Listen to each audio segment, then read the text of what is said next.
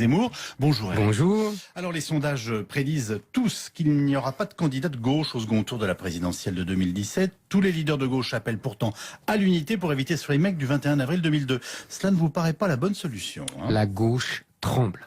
La gauche a la fièvre de l'écriture. Jean-Christophe Cambadélis rédige déjà son communiqué dans lequel il appellera les électeurs de gauche à voter pour Nicolas Sarkozy ou Alain Juppé pour faire barrage au Front National. Manuel Valls et Jean-Luc Mélenchon ne sont d'accord sur rien, sauf une seule chose. Le soir du premier tour de la présidentielle, ils rédigeront le même appel solennel de la gauche à se rassembler pour un nouveau départ. Ils ne divergent que sur le nom du rassembleur, mais négocient déjà un Yalta de la gauche. Arnaud Montebourg aura de l'avance sur eux. Il aura écrit le même appel à se rassembler autour de lui, mais le soir de la primaire perdue. Le président sortant écrit, lui, son discours d'adieu à la politique qu'il prononcera au soir du premier tour de la présidentielle. Il ne veut pas se rater. Son prédécesseur avait remarquablement réussi cet exercice. Sarkozy avait ce jour-là endossé pour la première fois les habits de président. Le même soir de ce premier tour, Cécile Duflot lira un texte de rassemblement de la gauche autour d'une refondation écologique de la planète. Un texte prophétique, rédigé à plusieurs mains car la gauche c'est le partage et la solidarité.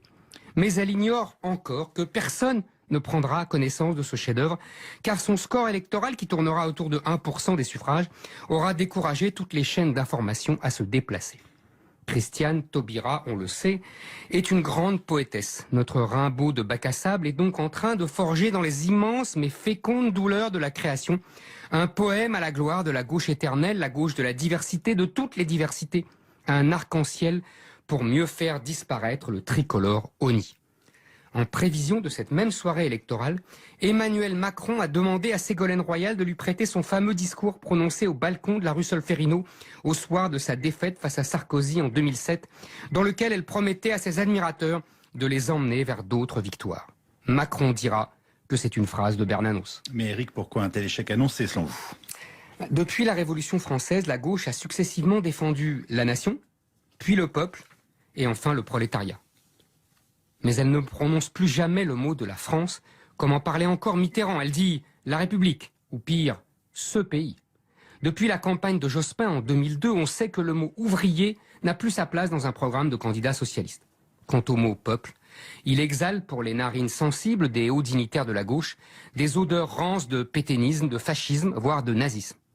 La gauche a abandonné la nation, le peuple et la classe ouvrière, qui l'ont donc à leur tour abandonné. La gauche est désormais le camp des individus tout-puissants, qui n'ont que des droits et aucun devoir. La gauche est le camp des droits de l'homme, mais pas des citoyens, sauf des citoyens du monde. Elle est obsédée par l'égalité homme-femme, mais défend le burkini. Elle fait barrage de son corps pour protéger l'état de droit et est prête à sacrifier à ce nouveau Dieu jusqu'au dernier Français vivant.